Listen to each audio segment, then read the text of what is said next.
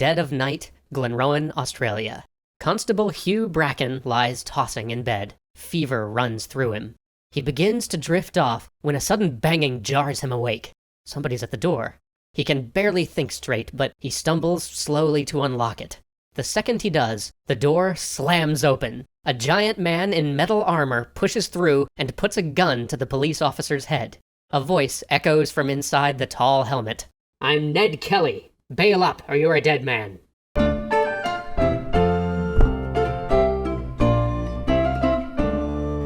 I am Ned Kelly. For years, those words struck fear into the hearts of everybody living in the Australian colony of Victoria. Fear and a little excitement. Newspapers filled up with shocking details about his crimes, eager gossip from those who met him, and abject scorn for the police force which failed to catch so much as a glimpse of him over a multi-year manhunt that cost the government thousands of pounds in manpower and equipment.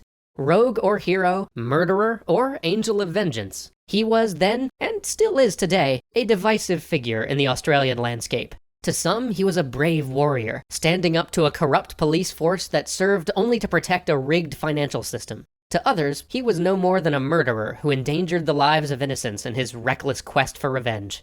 As for Ned Kelly, he wanted people to listen to his story and judge for themselves. He said, "I do not pretend to have led a blameless life, or that one fault justifies another. But the public, in judging a case like mine, should remember that the darkest life may have a bright side." So, let's hear his story. May of 1865. 6 children huddled next to their mother and watched the police constable clap handcuffs onto their father, John Kelly, before leading him away.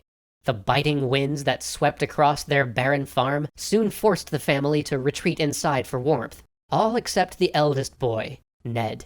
He stayed and watched until the policeman led his father out of sight. Ned loved his father. He was proud of him as only a child can be. He saw the good John Kelly, whom everybody called Red, for obvious reasons. Red had stolen pigs to feed his brothers and sisters back in Ireland, and for his crime he'd been transported to Australia. He had served his time in an Australian labor camp, married a vivacious Irish girl named Ellen, and did his best to scratch out a living for his ever-growing young family. But Red's best was never good enough. His business ventures fell through, his farmland proved rocky and untenable, and the city that he'd staked his hopes on became a ghost town as the Australian gold rush left it behind. Faced with the same pressure that had driven him to steal food for his family back in Ireland, Red did it again, and was caught again. That was the day Ned watched his father walk away in handcuffs. A few days later, Red was sentenced to 6 months hard labor.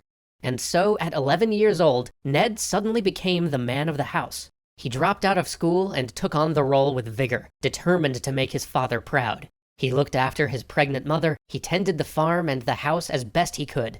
One day, on his way to town to pick up a few things, disaster nearly strikes. A 7-year-old boy, daydreaming on his way to school, drops his hat into the recently flooded river. When he reaches down to retrieve it, he falls. The river sweeps him away. And the only other person in sight is Ned Kelly. Ned doesn't lose a second. He races down to the river and jumps in. He barely knows how to swim, but he's big for his age, made strong by his work on the farm, and he throws himself into the current. Through sheer determination, Ned catches the boy. He pulls him back to shore, then he leads him, soaked and shivering, back home. The boy's parents shower Ned with gratitude. They even arrange a small ceremony where they present him with a broad green silk sash with shining gold tassels, the colors of Ireland. It is the finest piece of cloth Ned has ever touched, and when they drape it over his shoulders and call him a hero, he nearly bursts with pride. Ned would wear his trophy for weeks, inviting everybody he knew to touch it and hear the story of how brave he'd been. And best of all, wouldn't his father be proud? Red Kelly was proud. Proud, but no longer the man he had once been. The spark of determination had faded from his eyes. When he finally returned from his sentence of hard labor, he was a broken man who could only get through his days by drinking. Over the next year, Ned watched his father rot away and finally die from a failing liver in 1866, living just long enough to spend one final Christmas with his family, only to die before the new year. It was then that Ellen Kelly, Ned's mother, took matters into her own hands. Now a widow with 7 children, she had no family nearby except for a quarrelsome sister-in-law. But to the northeast, she had two sisters of her own that also needed someone to lean on. Both of their husbands still lived, but had been imprisoned for cattle stealing. So Ellen joined forces with them in the small town of Greta. Bit by bit, she saved up enough to rent her family a new house. It went cheap because nobody else wanted it, but to the dirt poor Kelly family, anything would do. Ned threw all of his energy into making a real farm out of it, but all he got for his trouble was blistered and tired.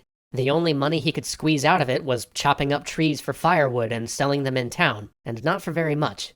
His family depended on him, and he didn't know what he could do. Enter Harry Power.